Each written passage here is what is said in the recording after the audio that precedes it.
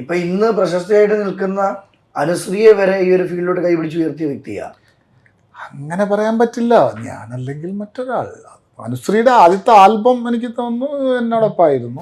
കുളിർ ചൂടിയൊഴുകും കാറ്റേ, പരിമളം ചൊരിയും കാറ്റേ, കൊണ്ടുവായി എനിക്ക് എൻ്റെ സഖിയുടെ പൂസുഗന്ധം.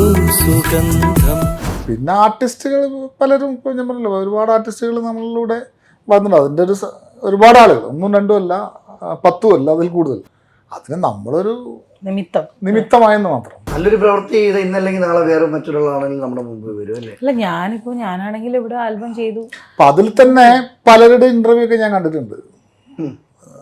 നിങ്ങൾ ഫസ്റ്റ് ഈ കലയിൽ ഫീൽഡിൽ എങ്ങനെ ആദ്യം വന്നത്?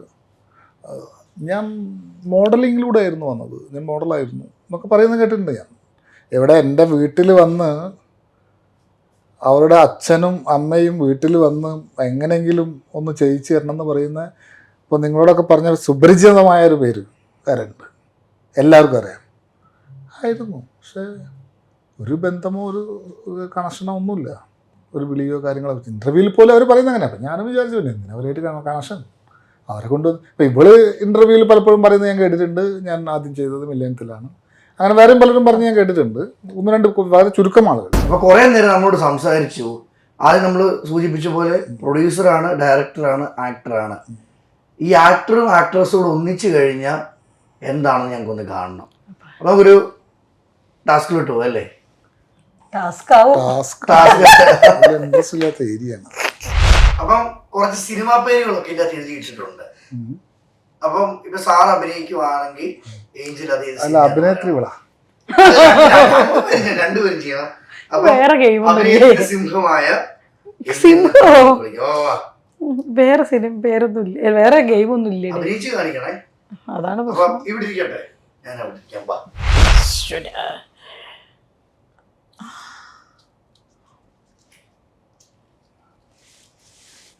പിന്നാവില്ല മാത്തുള്ളി കാർ ഓടിച്ച് പോകുന്നു.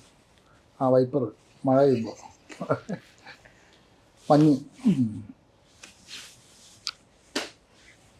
മഞ്ഞ് പോലൊരു പെൺകുട്ടിയാണ്. മഞ്ഞൊരു കാലം മഞ്ഞുമൽ വയസ്സ്. അത് ആളെ കാണിക്കണം. ഇങ്ങനെ കാണിച്ചാലും നിങ്ങൾ 4 പേരെ കാണിച്ചില്ലേ? അത് ഓരോരുത്തർ കാണിക്കുന്നത്.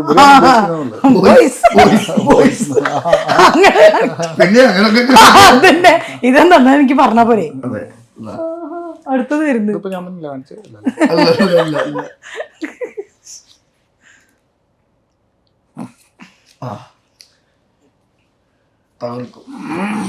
ദേഷ്യം, ക്രൗര്യം, രൗദ്രം, ശക്തി, ബലം, ആർപ്പുവിളി, ആവേശം.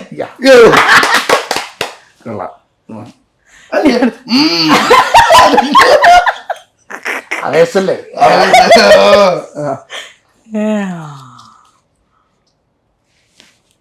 പഴയ പടം, പുതിയത്,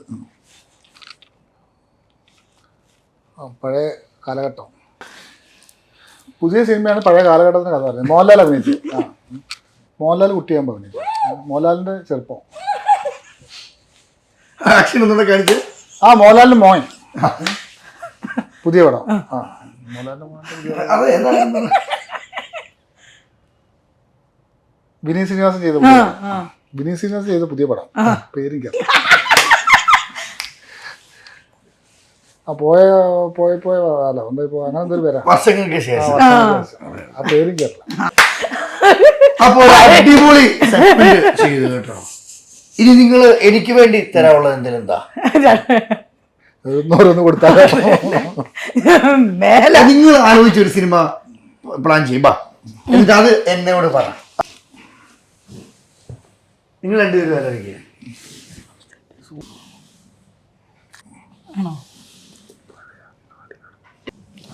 ഞങ്ങൾ കാണിച്ചു തരണല്ലേ? അപ്പച്ചി പറഞ്ഞ കൊടുക്കാം. കണ്ണുപൊട്ടി, കണ്ണുപോയി, കണ്ണില്ല. നീ പറഞ്ഞുതരാം. ശരീരം, സ്ത്രീ, പെണ്ണ്, പെണ്ണുങ്ങൾ, സ്ത്രീകൾ, പെണ്ണ്. 2 വാക്കുണ്ടോ? ഓക്കെ, അതിൽ ആദ്യത്തെ വാക്ക്, രണ്ടാമത്തെ വാക്ക് ഞാൻ പറഞ്ഞു. Yeah. ഇത് സീനാണോ അഭിനയിക്കുന്ന സിനിമയിൽ? അല്ല, പേര് തന്നെയാണോ പറയുന്നത്? പെണ്ണ് കാണൽ. പെണ്ണ് കാണുന്നില്ല, പെണ്ണ് കാണുന്നില്ല, അതിപ്പുറത്തിടണം. കാണില്ല പെണ്ണ്.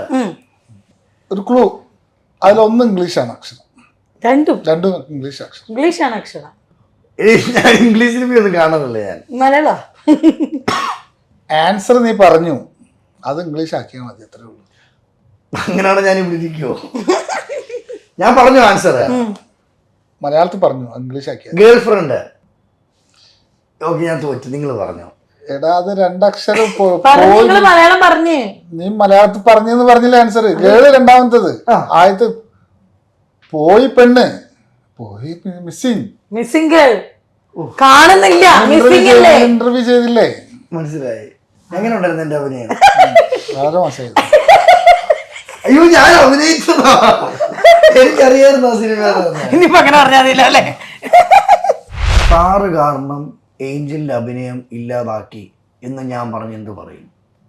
ഞാൻ അവളോട് അഭിനയിച്ചെല്ലാം പറഞ്ഞിട്ടുണ്ടല്ലോ. പുതിയ സീരിയലിൽ അഭിനയിച്ചെല്ലാം പറഞ്ഞു. അവൾ വേണ്ടായിരുന്നു. ഒരു സീരിയലിൽ അവസരം കൊടുത്തു, വേണ്ടായിരുന്നു. ബിസിനസ്സുകാരനല്ലാത്ത സജി മില്ലേനി വീട്ടിലെങ്ങനെ?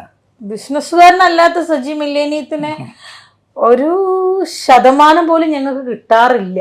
വീട്ടിൽ വരുന്ന രംഗം ഒന്ന് അഭിനയിച്ച് കാണിച്ചേ. വീട്ടിൽ രാവിലെ ഏക്കും തൊട്ട് അഭിനയിക്കല്ലേ? രാവിലെ ഏക്കുന്നു. ഇപ്പൊ പിള്ളേർ സ്കൂളിൽ പോകാറുണ്ട്, ചിലപ്പോൾ സ്കൂളിൽ വിടും, അല്ലെ ഡ്രൈവറും ഉണ്ടാക്കും. നേരെ വരുന്നു, പത്രം വായിക്കുന്നു, ചായ കുടിക്കുന്നു. സംസാരമൊന്നുമില്ല കേട്ടോ, സംസാരമൊക്കെ റേഷനാ. എല്ലാം റേഷനല്ലാതൊന്നും പ്രതീക്ഷിക്കണ്ട. അവിടുന്ന് നേരെ വരുന്നു, കുളിച്ച് റെഡി ഓഫീസിൽ പോകുന്നു. ഓഫീസിൽ നിന്ന് രാത്രി വരുന്നു, നേരെ വരുന്നു, ഭക്ഷണം കഴിക്കുന്നു. അവിടെ തിയേറ്റർ ഉണ്ട് വീട്ടിൽ. അപ്പോൾ തിയേറ്ററിൽ കയറി ഇരുന്ന് സിനിമ കാണുന്നു, കിടക്കാൻ നേരത്ത് വന്ന് കിടന്നുറങ്ങുന്നു. ഈ തമാശ പറയുന്ന അല്ലെങ്കിൽ ഭയങ്കര ജോളിയായിട്ട് നിൽക്കുന്ന ആമ്പിള്ളേരെ അല്ലേ പൊതുവെ ഇഷ്ടം? ഈ ഗൗരവക്കാരനെ എങ്ങനെ ഇഷ്ടപ്പെട്ടു? അങ്ങനെ എന്നെ സംബന്ധിച്ച് അങ്ങനെയല്ല. എനിക്കങ്ങനെ കൂടുതൽ ഇങ്ങനെ കളി പറഞ്ഞ് മറ്റേ യോയോ കാണിച്ച് മറ്റേ ഈ സ്റ്റൈൽ നിൽക്കുന്നവരോടൊന്നും വലിയ താല്പര്യമില്ലാത്ത ആളാണ് ബേസിക്കലി. അപ്പോൾ ഇതെങ്ങനെയാ നമ്മളിപ്പോൾ പറയും, മൂപ്പർക്കൊരു പ്രത്യേകതയാണ്. പക്ഷെ അത് പല സമയത്തും എനിക്ക് വേറെയായിട്ട് വരുന്നുണ്ട്. മൂപ്പരോട് ഫോണിൽ സംസാരിച്ചാൽ പലരും അഡിക്റ്റഡ് ആവും. അങ്ങനെ അഡിക്റ്റ് ആയതാണ് ഞാൻ ആദ്യമായിട്ട് അത് പുറത്തു പറയുന്നത്. അങ്ങനെ അഡിക്റ്റ്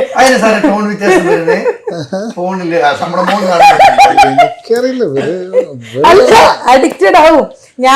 ഞാൻ സത്യം പറഞ്ഞ എങ്ങനെയാണെന്നറിയോ, ഞാൻ അഭിനയിച്ച ആൽബം ഇത് ആദ്യമായിട്ടല്ലേ അഭിനയിക്കുന്നേ. ചേട്ടാ, ആൽബം എന്നാ റിലീസ് ഒന്ന് ചോദിച്ചൊന്ന് വിളിച്ചതാ.